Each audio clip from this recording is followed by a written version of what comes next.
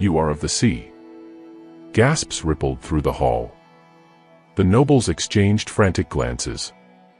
The seer lifted a hand, and suddenly, the torches in the hall flickered, as if responding to unseen winds. Long ago, she continued, a siren was cursed to live on land, doomed to wander until she found true love. Her gaze darkened. That siren was you. Muna trembled. She had always felt different. Always felt drawn to the ocean. But she had never known the truth. The seer's voice grew heavier. The sea allowed you to stay as long as your song remained. But now, it has been stolen from you. And the ocean wants justice. The nobles stiffened. The warriors exchanged glances. The king clenched his jaw. What must be done? He asked. The seer closed her eyes. The air around her seemed to shimmer. There is only one way to restore balance, she said. Muna's voice can return, but it requires a sacrifice. Silence fell over the hall. Muna's breath caught in her throat. A sacrifice. The seer turned to her. You must choose, child. To take back your voice, a life must be given. Muna's hands trembled. The ocean demands blood. She could not breathe. The seer's gaze bore into her, unyielding. You must decide, she said. Will you take the king's life to restore your voice? Muna's heart stopped. The king's life. The man who had lifted her from the dust, who had given her a place in his palace, who had fought to protect her. Would she take his life to reclaim what was stolen? Or would she find another way? The winds howled outside. The waves crashed against the walls. The kingdom held its breath. And Muna's choice would decide the fate of them all. The palace was silent, yet the storm outside raged louder than ever. The waves clawed at the shores, thunder growled in the heavens, and the wind howled like a mourning spirit. It was as if the sea itself was waiting for Muna's answer. Muna sat frozen. Her heart pounded as the seer's words echoed in her mind. Will you take the king's life to restore your voice? She looked at King Dama. His dark eyes studied her, calm yet searching. She wanted to speak, to tell him she would never harm him. But no words came. The pain of her stolen voice cut through her like a blade. She had lost her gift, the one thing that had made her special, the one thing that had tied her to the sea. Without it, she was empty, lost. But to take a life. Her hands trembled. She was no murderer. And yet, the sea did not care for innocence. It cared only for balance. The seer stepped closer. The ocean will not wait forever, child. If justice is not served, the storm will not end. Numaja will drown. Gasps filled the hall. The nobles whispered in fear. The king did not flinch. Instead, he rose to his feet and took a slow step toward Muna. If my life will bring peace, then I will not fight it, he said. Muna's eyes widened. She shook her head, tears filling her gaze. No. She would not kill him. She could not. There had to be another way. She turned to the seer, desperation in her eyes. She clasped her hands together as if begging. Please. There must be another way. The seer studied her for a long moment. Then she sighed, her misty eyes glinting with something unreadable. There is another way, she said at last. Muna's heart leapt.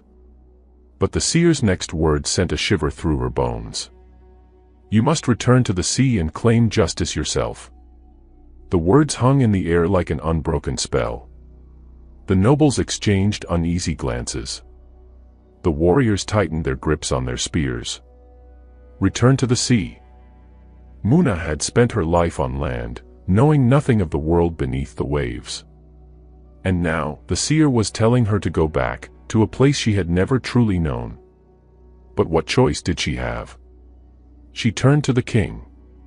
His gaze was steady, but behind his strong expression she saw something else, fear for her. He wanted to stop her. But this was not his battle. It was hers.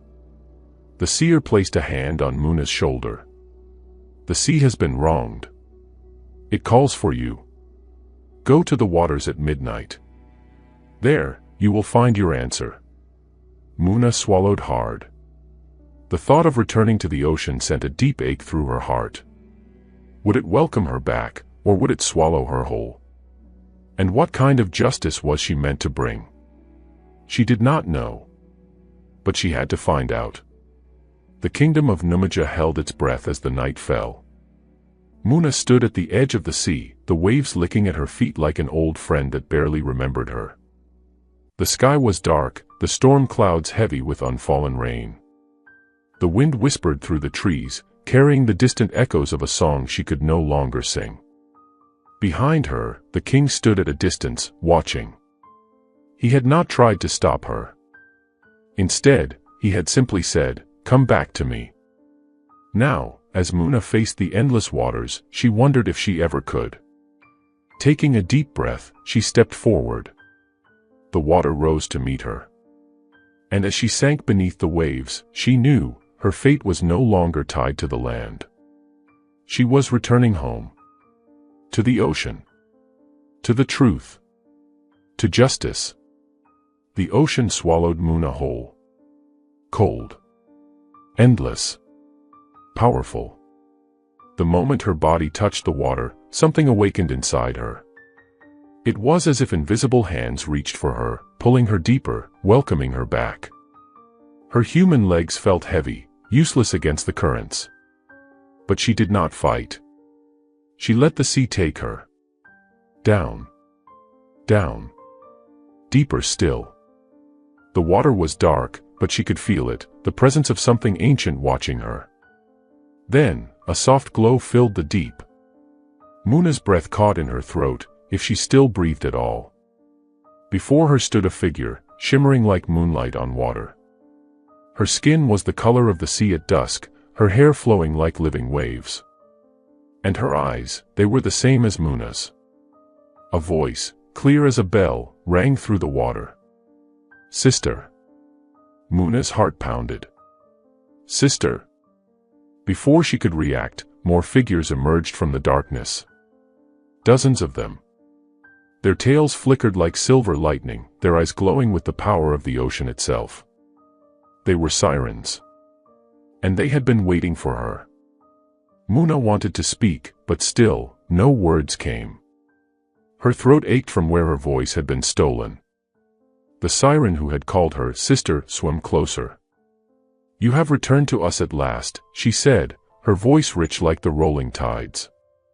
"But you are broken." Muna clenched her fists. Yes. She was broken. Her voice, the very thing that connected her to the ocean, had been ripped away. The siren touched Muna's face gently, sadness flickering in her glowing eyes. "Your song was stolen by those who wish to silence you. The land has taken much from us, sister.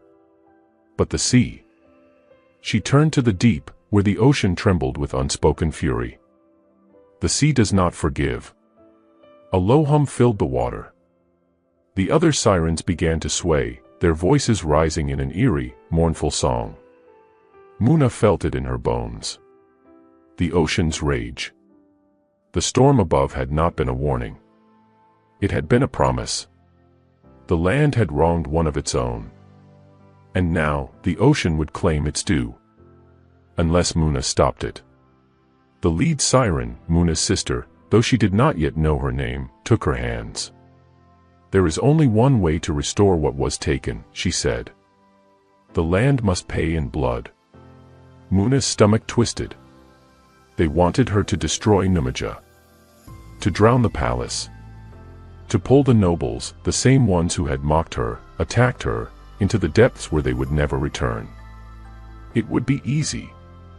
A single song from the sirens could bring the waves crashing down upon the kingdom. But Muna hesitated. The nobles had stolen her voice. But not everyone in Numaja was cruel. Not the healers who had cared for her wounds. Not the servants who had whispered kind words when no one was looking. And not the king. She thought of Dama's face.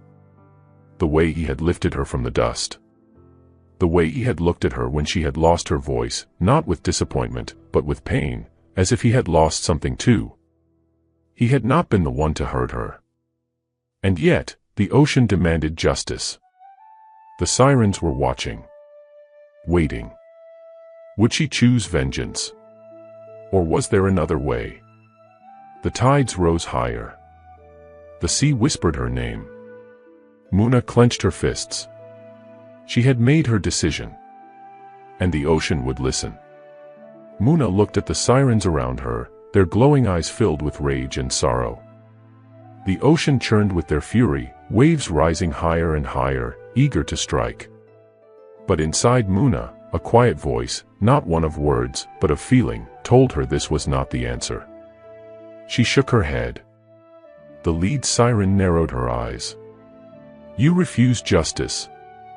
Muna hesitated, then pointed to herself, then to her throat, then to the sea. There must be another way. The sirens murmured, their voices rolling like waves. The lead siren frowned. What do you suggest, sister? Muna did not know. She had no voice to speak, no way to explain. But deep in her heart, she felt the truth. Vengeance would not heal her. Vengeance would not return her song. It would only drown her in sorrow. The ocean trembled, waiting. Would it accept her choice? Or would it force her hand? A deep rumble shook the waters. The sirens gasped, looking toward the darkness of the ocean's depths. A great force was stirring. Then, a voice, not from the sirens, not from the waves, but from the ocean itself, rose in the deep. Blood must pay for blood. A powerful current surged forward, wrapping around Muna like chains. Her heart pounded. The sea was angry. It did not care for mercy. It had waited too long. Muna struggled against the current, her lungs tightening. She had refused vengeance, and now the ocean was turning against her. The sirens backed away, their eyes filled with something she had never seen before. Fear. Even they did not dare to challenge the sea's fury. Muna reached out, her mind racing. She had to do something, but what? The ocean roared around her. The waves above rose higher, ready to crash down upon Numaja. Time was running out. She had to act. Now. The water tightened around Muna like a great hand, squeezing, pulling her deeper. The voice of the ocean boomed once more. You deny justice. You deny the balance. Muna shook her head, her hands pressing against the currents that tried to pull her down. She was not denying justice, she was seeking a different path. She pointed to her throat, then to the swirling waters around her. She had already lost so much. Must more suffering follow? The sea rumbled, unimpressed. The land has wronged you, daughter of the deep. Your voice was stolen. Your song was silenced. What will you give in return? Muna froze. She had already refused to take the king's life. Now, the ocean demanded something else. A sacrifice. Her body trembled. What else could she give? Then, she felt a presence behind her. The lead siren, her unknown sister, swam closer, her expression grim. There is a way to satisfy the ocean without blood, she whispered. Muna turned to her, desperate for an answer. The siren's glowing gaze held sorrow, but also hope. You must offer a piece of yourself. Something that can never be taken back. Muna's heart pounded. What did she mean? The siren touched Muna's chest, right over her heart. Give the sea your memories of love. Muna gasped, shaking her head. Her memories? Of Dama? Of the moments they had shared? His laughter, his kindness, the way he had looked at her with warmth when all others had scorned her. Could she truly give that up? The siren's voice was gentle but firm. The sea will not take your life, but it will take what is most precious to you. If you choose this path, you will return to the land, and the ocean will be at peace. But you will no longer remember love. Muna clutched her chest, her heart aching. She had already lost her voice. And now, to save Numaja, to stop the storm, she would have to lose him. She turned toward the surface, where the waves crashed angrily. She could almost see the palace, see the torches burning in the night, see the king standing at the shore, waiting for a return. If she did this, she would go back to him, but she would no longer remember why she loved him. Would he still look at her the same way? Would she even care? Her hands trembled. The sea waited. The storm raged. The kingdom's fate hung in the balance. Muna took a deep breath. And she made her choice. Muna closed her eyes, her heart pounding against her chest. The ocean's demand echoed through the water, her memories of love, in exchange for Numaja's safety. Could she do it? Would she truly trade away every moment, the warmth of Dama's arms, the way he had fought for her, the way his eyes had shone when she sang? Tears welled in her eyes, vanishing into the sea. She had no voice to answer, but she didn't need one. With a slow nod, she gave her consent. The lead siren placed a hand over Muna's heart, her expression filled with sorrow. The sea accepts your sacrifice. At once, a sharp pain spread through Muna's chest, like invisible fingers reaching inside her. She gasped, clutching at the spot where her heart burned. Memories rushed past her, images of Dama laughing, holding her close, whispering her name. Then, like waves retreating from the shore, they faded. The pain dulled. The storm above stopped. The ocean, once raging with fury, fell into eerie silence. The towering waves stilled. The howling wind softened into a gentle breeze. The storm had passed. But something inside Muna was gone. She blinked, staring at the siren before her. She had made a sacrifice, hadn't she? But what had she lost? Her mind felt hollow, as if something had been stripped away, leaving only emptiness. The siren took her hands, her voice a whisper. It is done. You may return to the land. Muna hesitated, but she felt the pull of the surface. She obeyed. As she rose toward the land, she did not see the sadness in her sister's eyes. She did not hear the ocean whisper, "She will never remember love again." Muna's feet touched the shore, the wet sand clinging to her skin. The moment she stood, strong arms caught her. She flinched. Dark eyes stared into hers, warm, searching, filled with relief. "Muna," the men breathed. "You came back." She frowned, tilting her head. Who was this? His hands trembled as he held her, his gaze desperate, as if waiting for something. "Muna, say something," he pleaded. "Please." Her throat ached. No words came. And something else was wrong. She should have felt something, joy, love, familiarity. But there was only nothing. Muna pulled away, staring at him in confusion. "Don't you know me?" he whispered. She shook her head. The men, the king, staggered back as if struck. Muna could not understand the pain in his eyes. She did not remember why it was there. The ocean had taken her memories.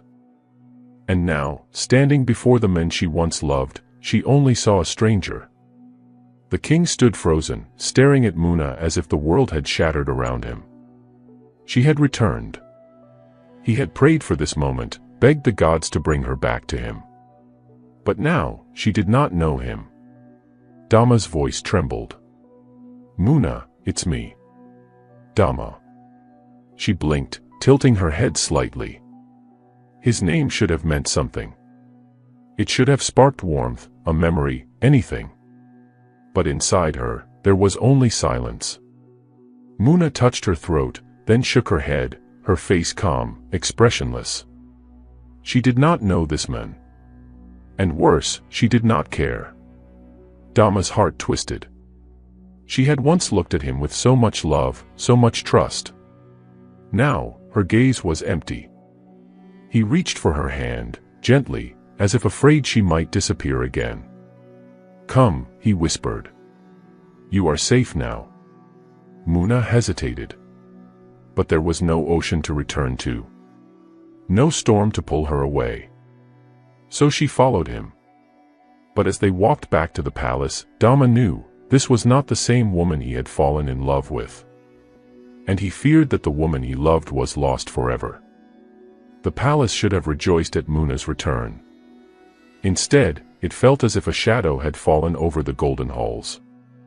The servants whispered as they watched her pass, their eyes filled with pity and confusion. The nobles, those who had once despised her, stood in stunned silence. How had she survived? Why had the sea spared her?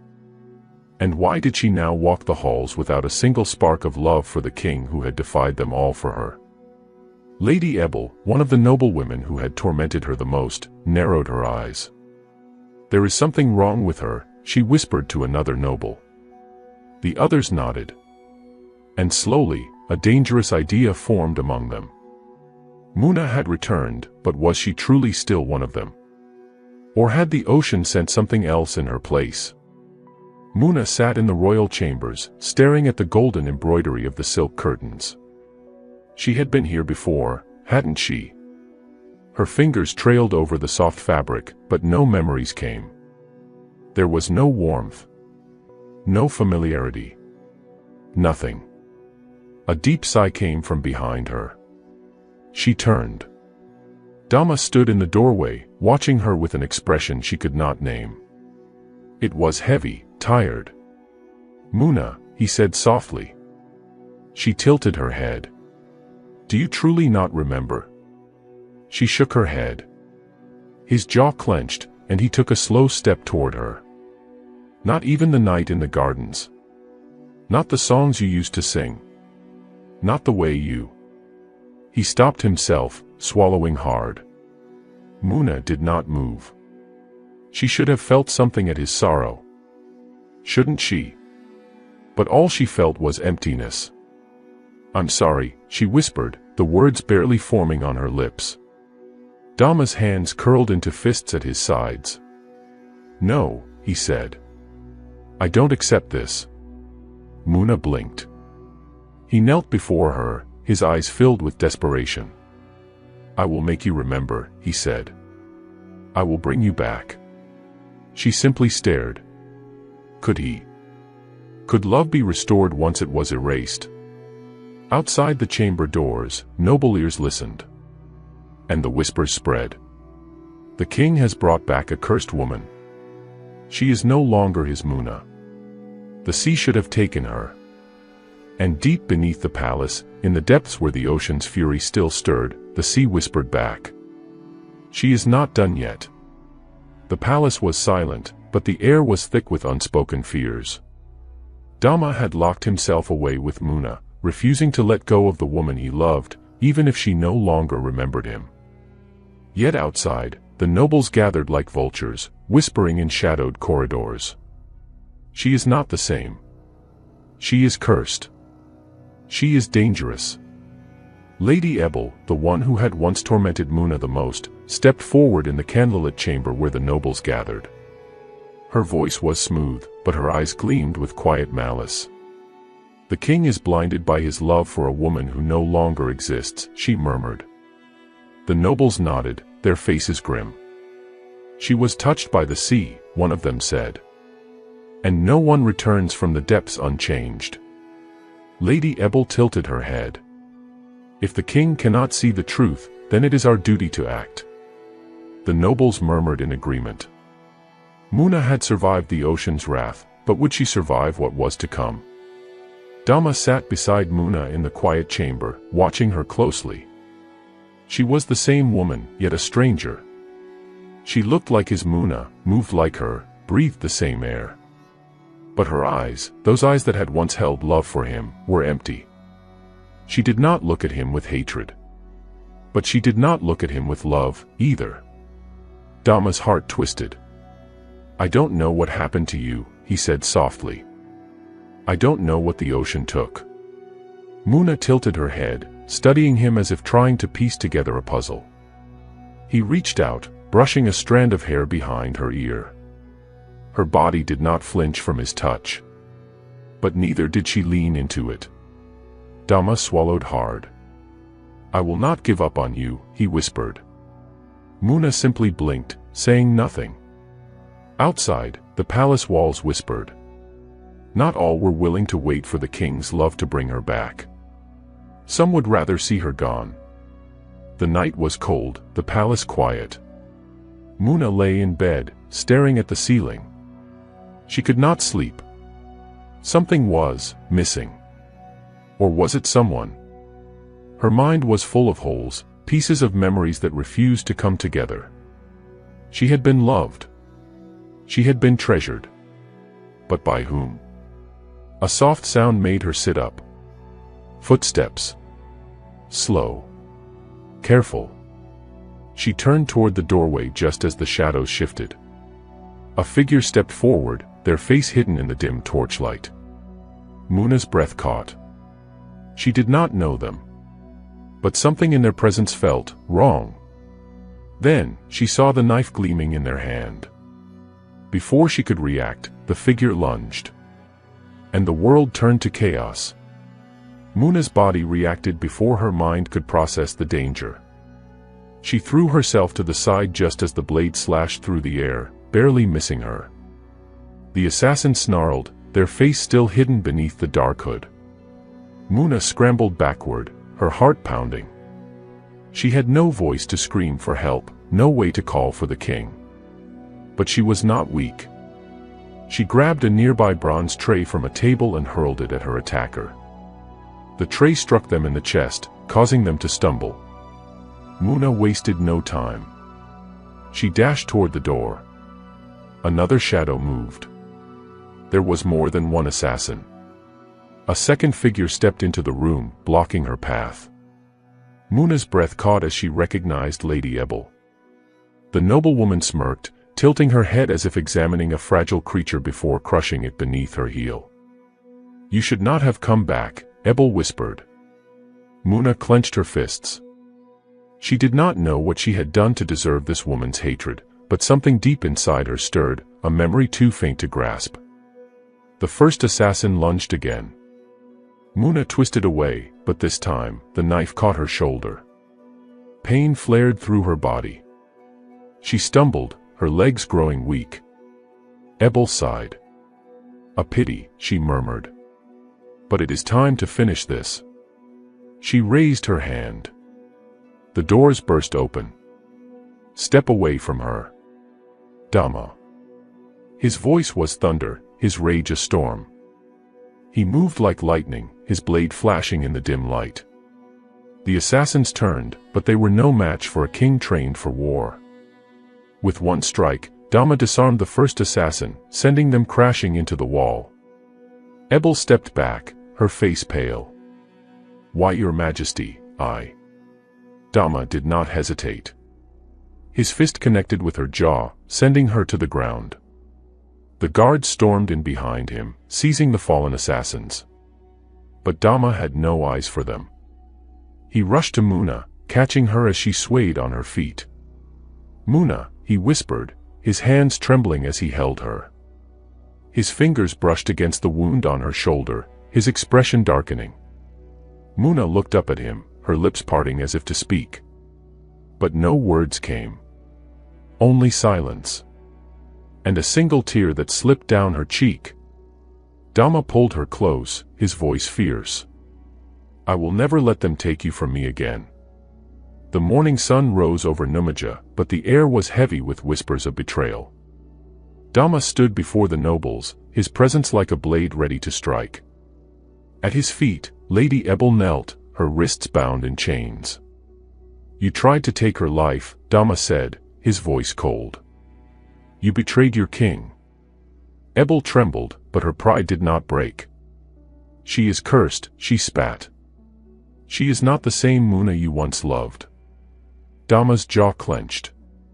She is still my Muna. The nobles shifted uncomfortably. One of them stepped forward, bowing deeply. Your Majesty, we acted out of fear. Dama's eyes burned. You acted out of hatred. Silence fell. Then, the king turned to his guards. Lady Ebel and all those who conspired with her shall be stripped of their titles and exiled from Numaja.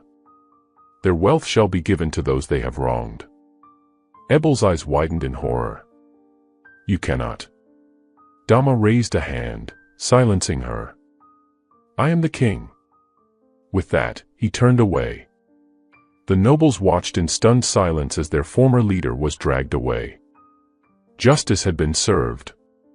But the kingdom's greatest battle was not over yet. For Muna was still a woman without her memories. And the ocean was not finished with her. Muna sat by the palace window, watching the waves. Something deep inside her ached. She had survived. Dama had saved her. But why did she still feel so empty? The wind whispered against her skin, carrying with it a distant melody. A song. A song she should have known. Muna closed her eyes. And for the first time since she had lost her memories, she began to hum. The sound was faint, broken, but it was there. The ocean stirred. The sirens beneath the waves turned their heads, sensing something shift.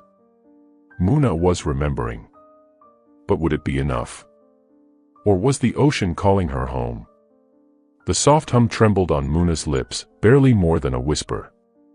Yet, the moment the sound escaped her, the air in the palace shifted. A shudder ran through the walls. The torches flickered. The ocean, distant yet ever-present, seemed to breathe. Dama, standing in the doorway, froze. He had not heard that sound in so long. Her song. It was broken, quiet, just a piece of what it once was. But it was there. A flicker of hope ignited in his chest. Muna, he whispered. She turned, her eyes unfocused, as if lost in a dream. She did not seem to hear him. The melody continued, haunting and beautiful. And then, the ocean answered. A wind howled through the open balcony, carrying the scent of salt and storm. Far below, the waves crashed against the cliffs, rising higher, as if reaching for her. A deep, eerie hum rumbled through the air. Other voices. Sirens. Calling to their lost sister. Muna gasped, clutching her head as pain shot through her skull. Memories. Flashes of the sea, of silver fins slicing through dark waters.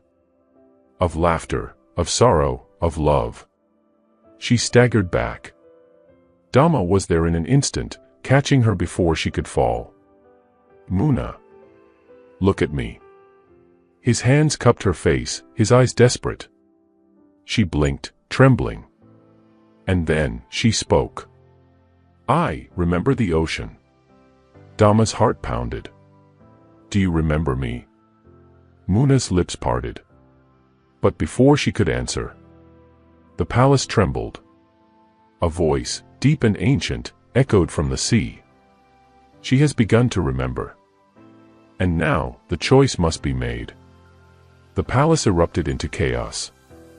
Servants ran through the halls, shouting of an approaching storm. The wind howled through the windows, rattling doors and shaking walls. But the real storm was inside Muna. She clutched her chest as memories surged through her mind, filling in the empty spaces. Her voice. Her curse. Her love. She looked up at Dama, and this time, she knew him. Her king. Her heart. Tears welled in her eyes, but before she could speak, the ocean roared louder, demanding her attention. A shadow moved beyond the waves. A figure. No, figures. Mermaids. Their eyes glowed like stars, their forms swaying in the restless tide. The one at the center, a towering being with skin as dark as midnight and hair flowing like ink in the water, raised a hand. Muna, daughter of the sea. the voice vibrated through her bones. You have found love. But your song remains lost. The ocean has waited long enough. Muna's breath hitched. The storm grew stronger. Dama pulled her close, his grip firm. What do they mean? Muna swallowed hard. She knew what they meant. Her curse had always been clear, she could only reclaim her voice through a sacrifice. And now, the sea had come to collect. The choice loomed before her, heavier than the waves crashing below. Would she take the life of the men she loved to restore her song? Or would she find another way, before the ocean drowned them all? The sea's whispers grew louder, wrapping around Muna like invisible chains. A sacrifice must be made, the ocean spirits murmured. The storm churned, waves rising higher, threatening to swallow the palace whole. Muna clutched her chest, her breath coming in short gasps. She had longed for her voice, for her song, for her identity, but not like this. Not at the cost of the only person who had ever loved her. Dama tightened his grip on her hand. Whatever they want, you don't have to give it to them, he said firmly. I won't let them take you. Muna's heart ached. He did not understand. It was not her they wanted. It was his life. She turned to the water, eyes blazing. No, she cried. I will not harm him. The ocean trembled.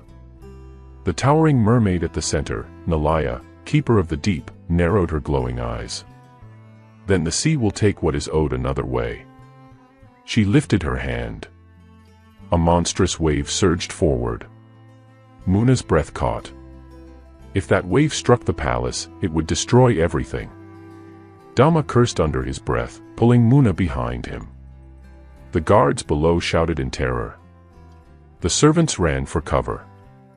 The nobles, once so cruel, were now powerless in the face of the sea's wrath. The ocean was ready to claim them all. Muna's heart pounded. She had to stop this. There had to be another way. She would not let the ocean take Dama. But what if she gave herself instead? The ocean called for blood. But Muna had never been one to follow fate. She stepped forward, her hair whipping around her as the storm roared. I will not kill him, she declared. But I will not let my people suffer, either. Nalaya's gaze darkened. Then what will you offer, daughter of the sea? Muna took a deep breath. Her hands trembled. But her heart was steady. My voice, she whispered. Dama stiffened. Muna, no. She turned to him, cupping his face with both hands. Tears glistened in her eyes. I would rather be silent forever than live in a world without you, she said. Dama's throat tightened. The ocean had taken so much from them already. Now, it would take her song too. But she had made her choice. She turned back to the sea, standing tall. You took my voice once, she called. Take it again, but leave my love, my home, and my people in peace. For a moment, there was silence. Then, the ocean sighed. Nalaya's gaze softened, the glow in her eyes dimming. Very well, child. She raised her hand. A sharp, cold wind wrapped around Muna's throat. Pain flashed through her. Then, nothing.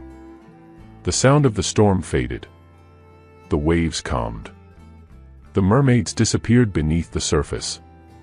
The sea had accepted the bargain. Numaja was safe. But Muna. She opened her mouth. No sound came. Her voice was gone. Forever. Dama caught her as she collapsed into his arms. The kingdom was saved. But at what cost? Muna awoke to the gentle warmth of the sun on her face. The storm had passed. The palace still stood. The sea was calm once more. But the weight in her chest told her something was missing. She parted her lips. No sound. Her song, the voice that once tamed beasts, that once made even the ocean listen, was gone. Forever. A deep ache settled in her heart. But then, a familiar hand clasped hers. She turned her head. Dama sat beside her, his dark eyes filled with sorrow. She had saved him. She had saved the kingdom. But at what cost? Muna touched her throat. The pain was gone, but the emptiness remained. Dama watched her, his jaw tightening. "I would have given my life for you," he murmured. "You didn't have to do this." Muna shook her head. He didn't understand. It was never a choice for her. Dama was her heart. Without him, her voice would have meant nothing. Tears pricked her eyes, but she blinked them away. She had no voice. But she still had him. And she would not waste the life she had fought for. Dama cupped her cheek, his thumb brushing away a stray tear. "You are still my Muna," he whispered. "No matter what." Her heart clenched. Would he still say that if he knew the truth? That she was never meant to stay on land? That the ocean's call had not fully disappeared?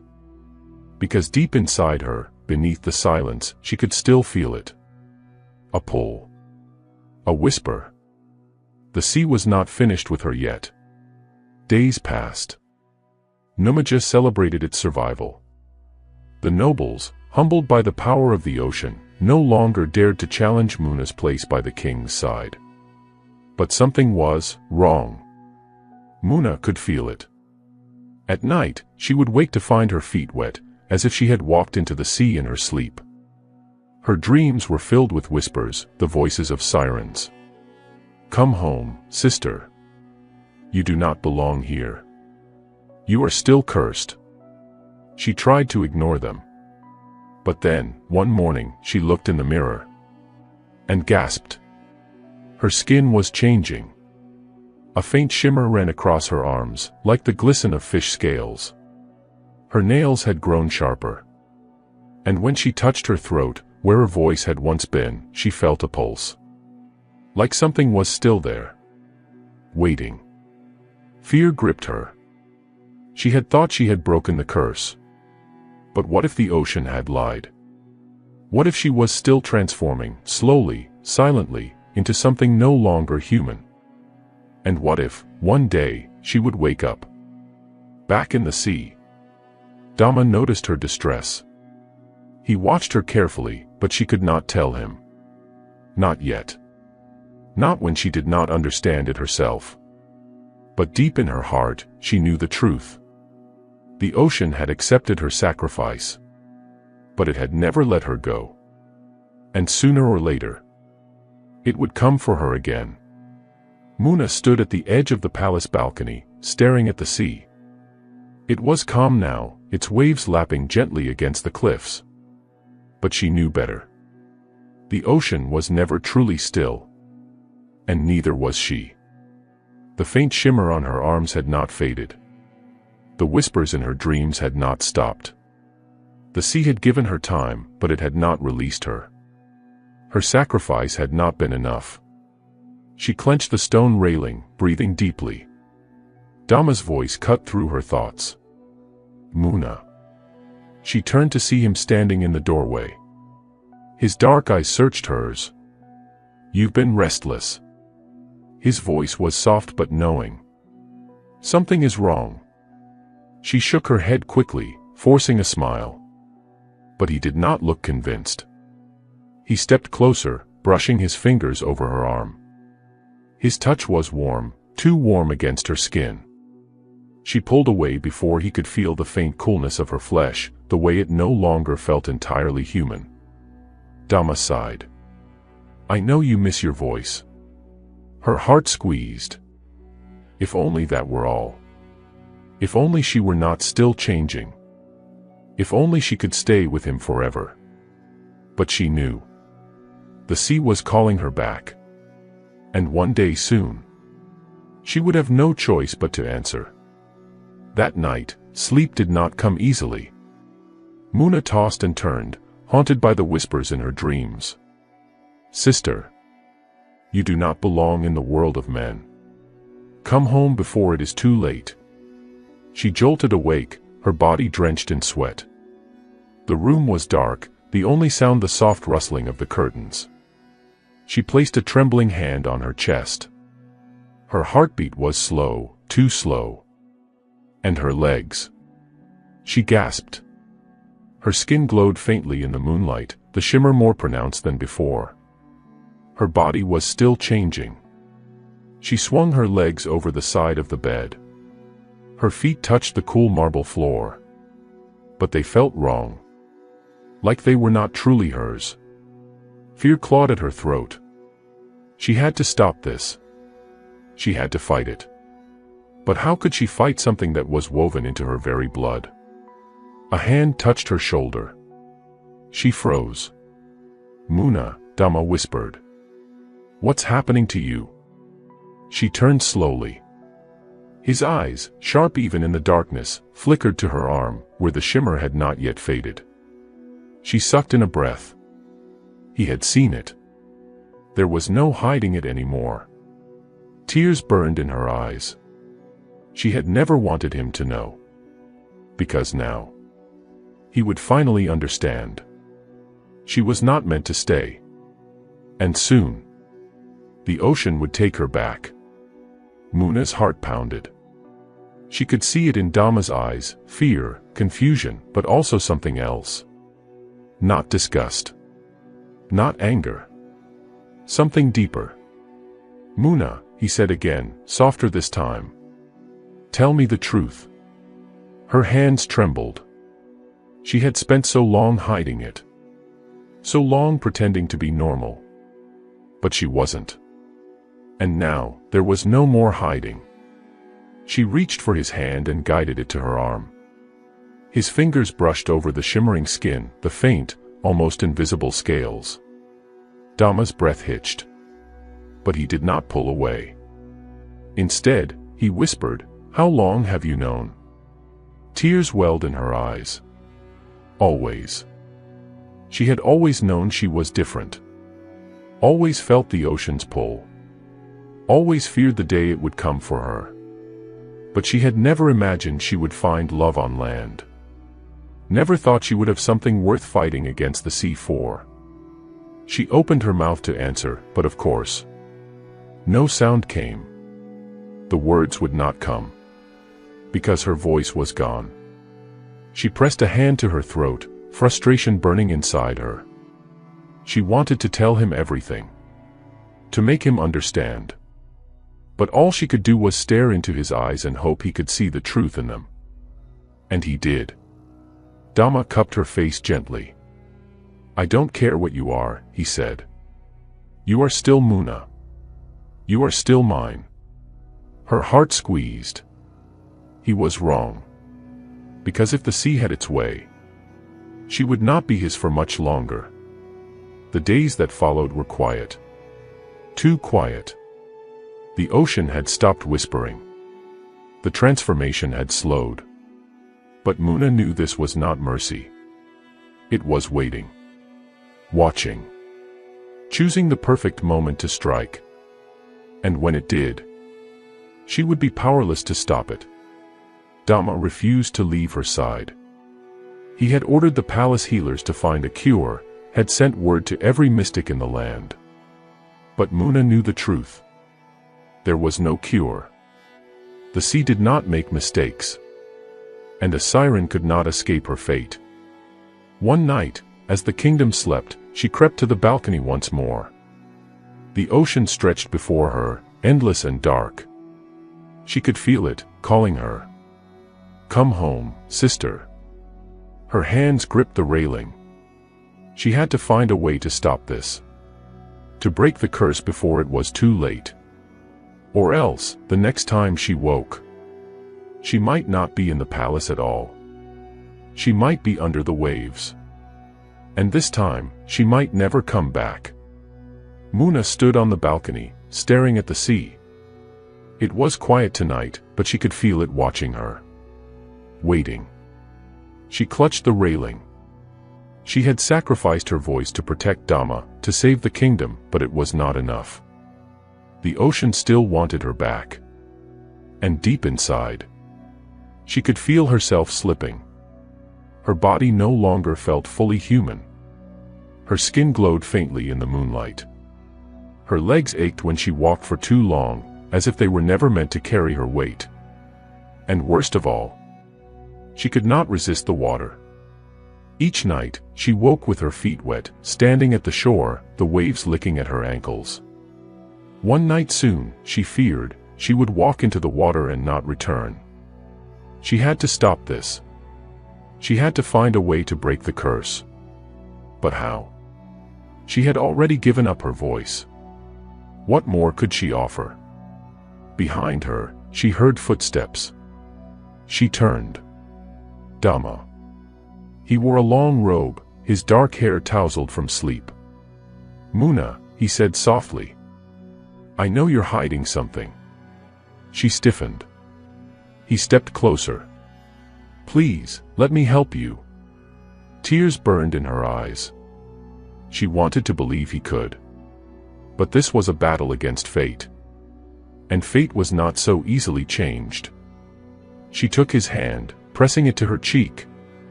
For a long moment, they stood there in silence. Then, she turned back to the sea. Tomorrow, she would seek out the only one who might have answers. The only one who had ever escaped the ocean's grasp. The Old One. A woman who had once been a siren and had found a way to stay on land. If anyone knew how to stop this curse, it was her. But time was running out. And Muna feared she would not like the price she would have to pay. At dawn, Muna set out. Wrapped in a dark cloak, she slipped through the streets of Numaja, her heart pounding. The Old One lived at the edge of the kingdom, in a hut made of driftwood and bones. Some said she was a witch. Others said she was cursed. But Muna did not care. She only cared about surviving. When she reached the hut, she hesitated. The door creaked open before she could knock. A bent figure stood in the shadows. The Old One's eyes were clouded with age, but when she looked at Muna, she smiled. I was wondering when you would come, she rasped. Muna swallowed hard. She stepped inside. The hut smelled of salt and damp earth. Strange charms hung from the ceiling, bones, shells, dried seaweed. The Old One gestured for Muna to sit. She obeyed. For a long moment, the old woman simply studied her. Then, she nodded. The sea still owns you. Muna's hands tightened into fists. She nodded. You seek to break the curse, the Old One murmured. To stay with your king. Another nod. The Old One sighed. There is only one way. Muna's heart pounded. What? She mouthed. The Old One leaned closer. To sever your bond with the ocean, she whispered, you must give it something greater than yourself. Muna's blood ran cold. The Old One's cloudy eyes sharpened. You must give it your love. Muna froze. She had already given up her voice. Now, she had to give up Dama. No. There had to be another way. There had to be. But the Old One only shook her head. There is no escaping the sea, child. Not without sacrifice. Muna clenched her jaw. She had fought too hard. She would not lose Dama. Even if it meant defying the ocean itself. Even if it meant facing the wrath of the sea one last time. Muna's mind reeled. She had expected the Old One to reveal some hidden magic, some lost spell that could save her. But this was impossible. You must give it your love. Muna's fingers trembled as she clutched the fabric of her cloak. She had already lost so much. Her voice. Her freedom. And now the sea wanted the only thing she had left. She shook her head violently. No. The Old One sighed. The ocean does not bargain, child. Muna stared into the woman's clouded eyes, searching for another answer, another way. but there was nothing. Only cold, hard truth. If you do not give it willingly, the Old One murmured, it will take it by force. Muna's heart clenched. Dama. Would the ocean try to take him? Would it pull him into the depths, just as it had taken so many before? No. She would not let that happen. There had to be another way. She just had to find it, before it was too late. Muna stood abruptly. The Old One did not stop her. But as Muna turned to leave, the woman's voice echoed behind her. If you fight the sea, be prepared for war. Muna's breath hitched. Then she stepped out into the night. And ran. The sky was dark when Muna returned to the palace. Thunder rumbled in the distance. A storm was coming. And it was not ordinary. Muna could feel it in her bones. The ocean was restless. It had waited long enough. Now, it was coming for her. She hurried through the halls, her heart pounding. She had to find Dama.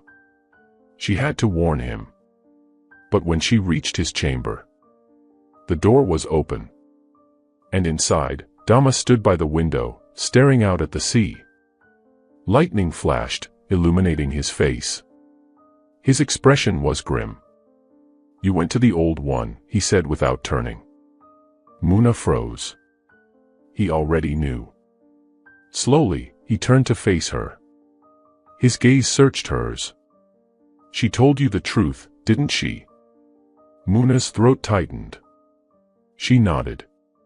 Dama exhaled. And you're thinking of fighting it? She nodded again. A muscle in his jaw twitched. Then, to her surprise, he smiled. Not a happy smile. Not a relieved one. But a determined one. Then we fight. Muna's eyes widened.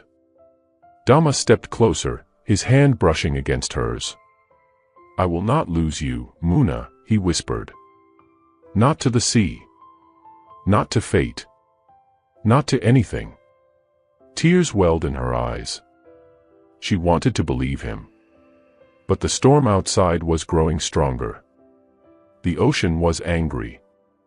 And soon, it would strike. The final battle was about to begin. And Muna did not know if love would be enough to win. The storm arrived at midnight. Winds howled through the palace like the wails of vengeful spirits. Lightning slashed the sky, illuminating the churning sea below. And then, the ocean rose. A great wave, taller than the palace walls, surged toward the kingdom, its crest foaming with ghostly light. Muna and Dama stood side by side on the balcony, watching in silent horror. This was no ordinary storm. This was war. The sea had come to reclaim what was its own. And it would not leave empty-handed. A terrible screech filled the air. Muna's breath hitched. From the dark waters, they came. Ghostly figures with long, flowing hair. Eyes like glowing pearls. Lips curled back in eerie smiles. Mermaids. But not like Muna. Not alive. Not whole. These were the spirits of sirens who had failed their purpose. Cursed to serve the ocean forever. Their voices rose in a haunting song. Even without words, Muna could feel its power. It whispered of surrender. Of the sea's embrace. Of the peace that awaited her beneath the waves. For a moment, she felt herself sway. Her feet stepped forward. Toward the railing. Toward the sea. But then, a hand grabbed hers. Dama. His grip was warm, grounding. His eyes, fierce and unyielding, locked onto hers. And just like that, the spell broke. Muna's heart pounded. The sirens screamed in rage. The ocean surged forward. And the battle began. Dama did not hesitate. With a single motion, he unsheathed his sword. His voice rang out over the storm. Protect the palace. Guards rushed to obey. The palace gates groaned under the pressure of the waves, but the warriors of Numaja stood firm. Arrows flew. Spears struck. But the sea's creatures were endless. Dama turned to Muna. "Tell me how to stop this." Muna's throat ached. If only she still had her voice. If only she could tell him the truth. That this war was not about the kingdom. Not about the people. It was about her. She was the ocean's price. And until it claimed her, it would never stop. Dama seemed to understand. Because suddenly, he dropped his sword. And took her hands. "I would give up my throne for you," he murmured. Muna's eyes widened. The sea shuddered. The mermaid's song faltered. Dama raised his voice, shouting over the storm. "I would give up everything, my power, my kingdom, my life, if it meant you would stay." Thunder roared. The waves hesitated. Muna's heart broke. Because she knew. The ocean had been waiting for a sacrifice. And now, it had been offered one. Dama had unknowingly spoken the forbidden words. And the sea was ready to collect. The moment the words left Dama's lips, the ocean shifted. The wind stilled. The waves slowed. And then, a voice rose from the deep.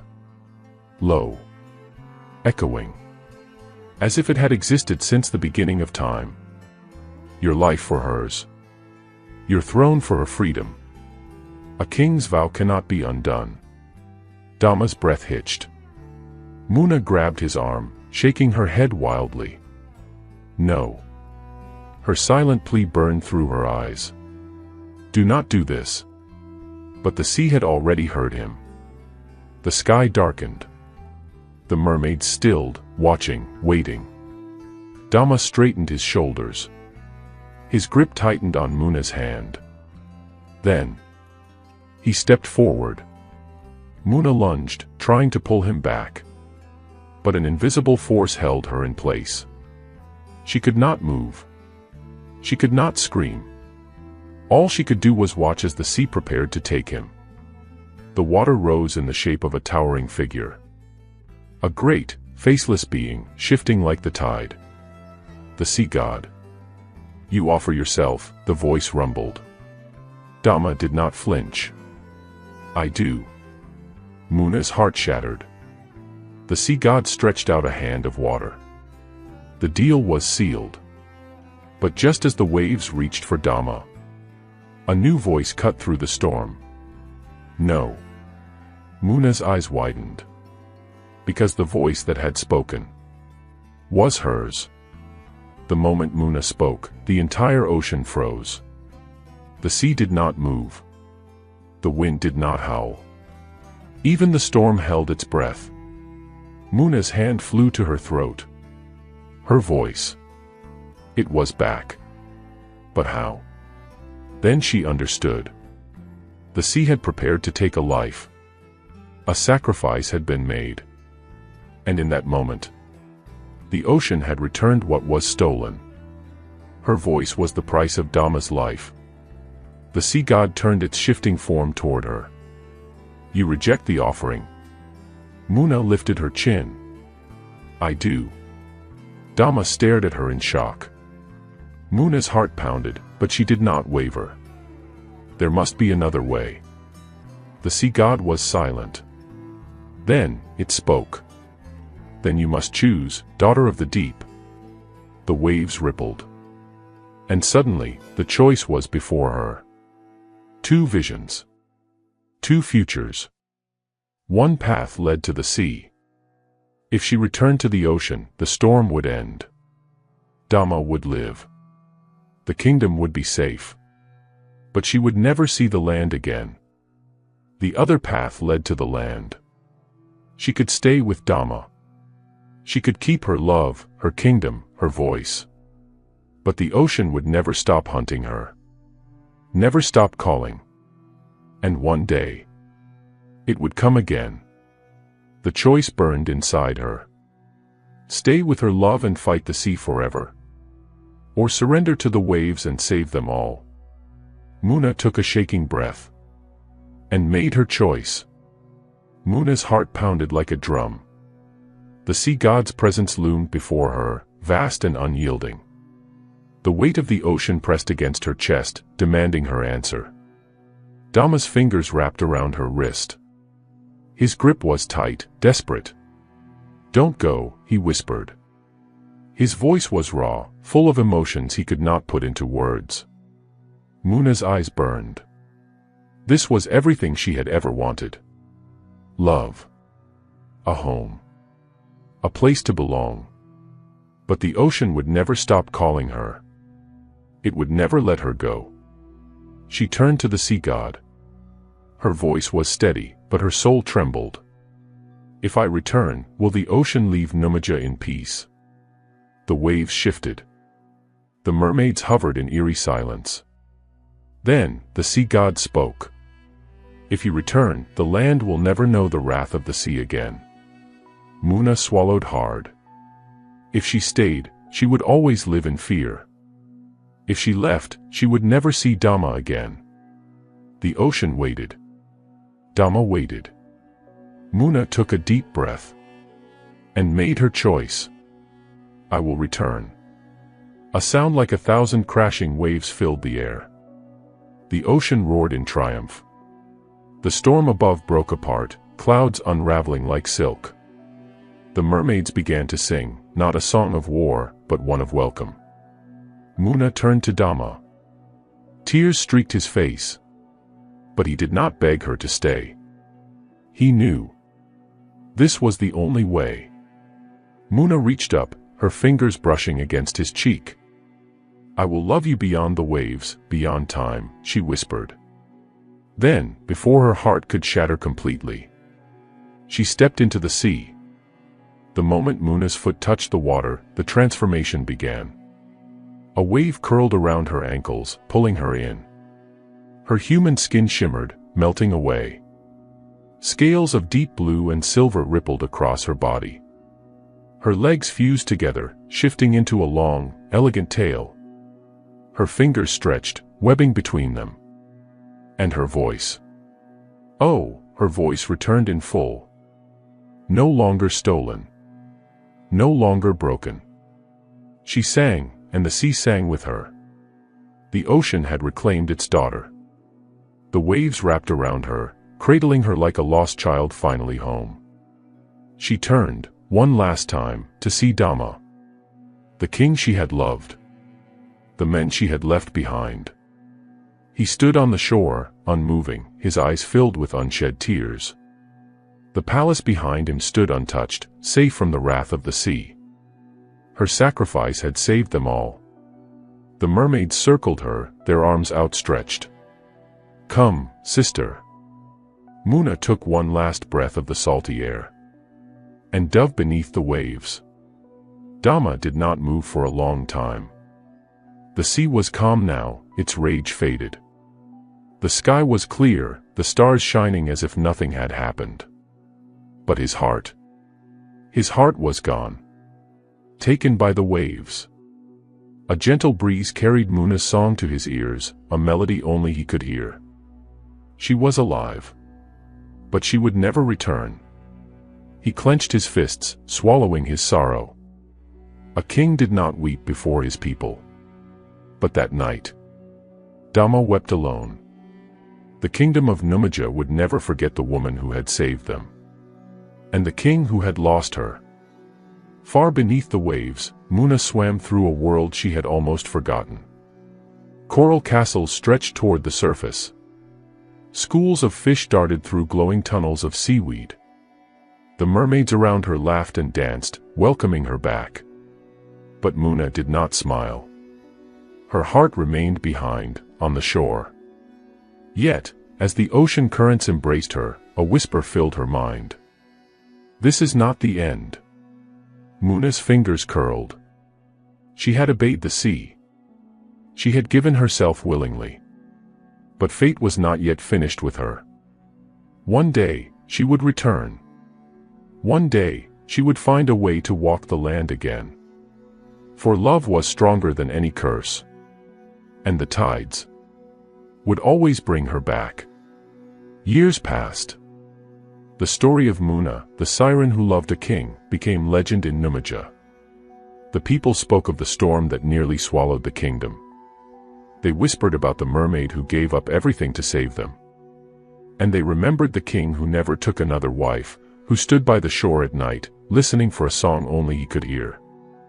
Some say that when the moon is full, her voice still echoes across the waves, calling out to the one she left behind. Some say that one day, the sea will return her to him. But only the ocean knows the truth. And the tides keep their secrets well. Thank you for watching. Don't forget to like, share, and subscribe for more mesmerizing African folk tales. Your support helps bring these magical stories to life. Tell us in the comments, would you have made the same choice as Muna? Until next time, may the spirits of the ancestors guide you, and may the tides bring you great fortune.